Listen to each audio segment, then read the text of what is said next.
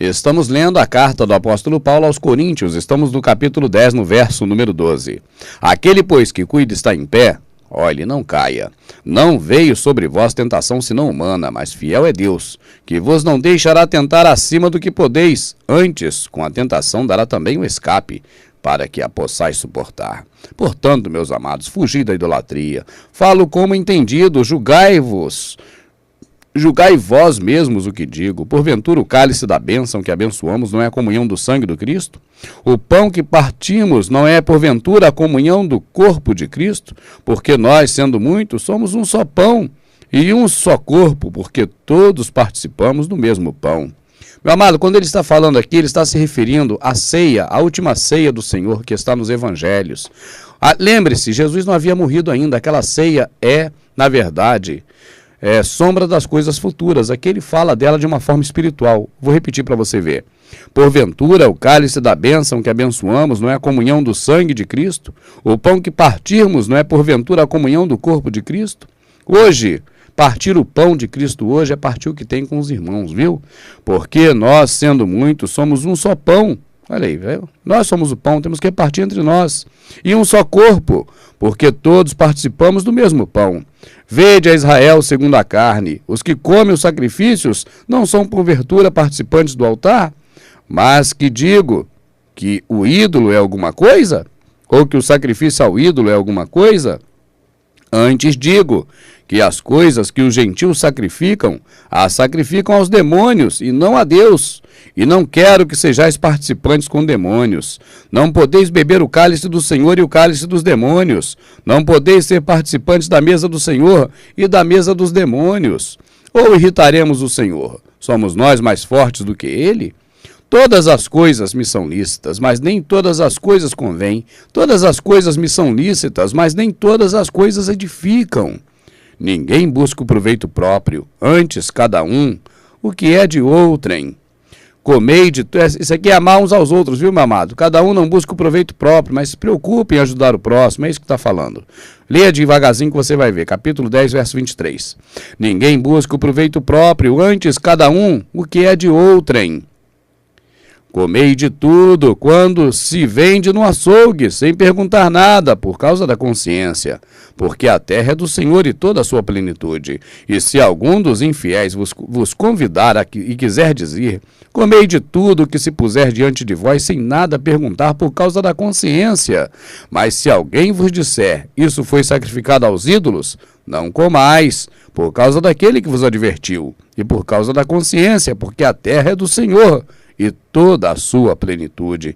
Digo, porém, a consciência não a tua, mas a do outro, pois porque há da minha liberdade ser julgada pela consciência de outrem. E se eu com graça participo, por que sou blasfemado naquilo que dou graças? Portanto, quer comais, quer bebais, ou façais qualquer outra coisa, fazei tudo para a glória de Deus. Portai-vos de modo que não dei escândalo nem aos judeus, nem aos gregos e nem à igreja de Deus. E aqui nós vemos aqui nas entrelinhas a separação de 3 povos, né? E de 2 fez um. Nós vemos de um lado os gregos, lá onde estão os coríntios, né? Na Grécia, um país totalmente idólatra, cheio de idolatria. Lá nasceu o templocentrismo, é bom falar isso, porque o templo surgiu lá, devido ao número grandioso de deuses que eles tinham. Faziam casas para os deuses, e daí originou-se o templo. E aqui nessa passagem, nas entrelinhas, nós vemos os gregos, nós vemos judeus e também a igreja de Deus, que nela tem judeus, tem gregos, tem brasileiros, tem todo mundo.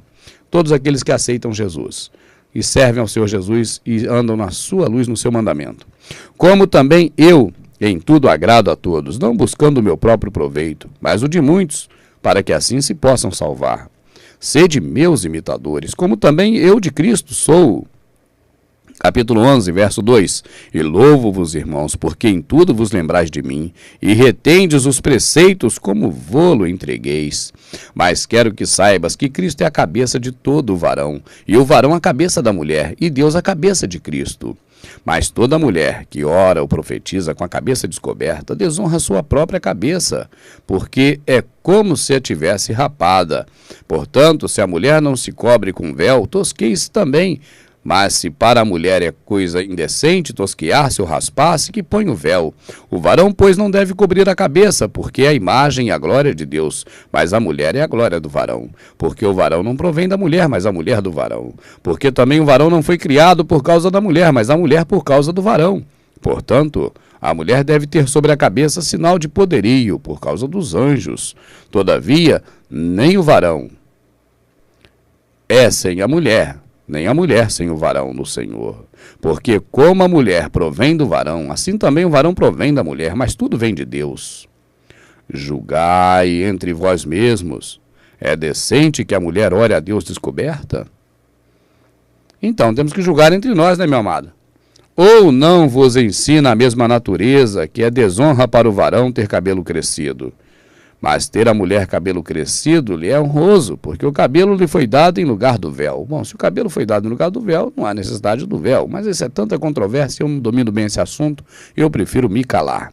Mas se alguém quiser ser contencioso, nós não temos lei, nós não temos tal costume, nem as igrejas de Deus. Bom, capítulo 11, verso 17. Eu não vou entrar muito nesse detalhe, meu amado, porque eu não domino, eu prefiro ficar na minha. Nisto, porém, que vou dizer-vos, não vos louvo, porquanto vos ajuntais, não para melhor, senão para pior. Quando eles se juntam, quando a igreja se junta lá em Coríntios, Paulo declara, e coloca isso claramente, que eles se juntam não para melhor, mas se juntam para pior. A epígrafe aqui em questão nos diz assim, a epígrafe é aquilo que alguém coloca, né, que não é escritura isso é Bíblia. Dissensões nas ceias dos irmãos, o modo de celebrar a Santa Ceia do Senhor. O modo de celebrar a Santa Ceia do Senhor. Isso já nos caminha, nos encaminha o sentido do pensamento para dizer que é um modo certo para celebrar a ceia do Senhor. Mas o que é a ceia do Senhor? Será que vai explicar? Vamos ficar atento a isso, porque quando existem epígrafes assim, eu fico meio preocupado, porque já está tentando nortear meu sentido. Isso é manipulação, e isso não é escritura. Isso é alguém que colocou aqui na própria Bíblia, isso é um epígrafe. Isso é como as concordâncias, isso é como a divisão de capítulos, né, e de versículos. Isso eu tenho certeza. É mais para confundir do que para explicar, porque a intenção de quem fez a Bíblia é confundir. Se não fosse confundir, deixava as escrituras como estavam. E aí não haveria confusão, ela não teria sido manipulada. Seria a escritura como os homens de Deus escreveram. Por que fizeram das escrituras a Bíblia? Para manipular, tanto que colocaram o Novo Testamento no lugar errado. O Novo Testamento não começa no nascimento de Jesus, nem Mateus, nem Marcos, nem Lucas, nem João, mas ele começa com a morte de Jesus. E isso está escrito na Escritura, e é assim que eu creio, porque eu creio no que está escrito na Escritura. E eu aprendi aqui com o próprio Paulo em Coríntios, que nós não devemos ir além do que está escrito. Então aqui diz assim, ó, dissensões nas ceias de irmãos, o modo de celebrar a Santa Ceia do Senhor.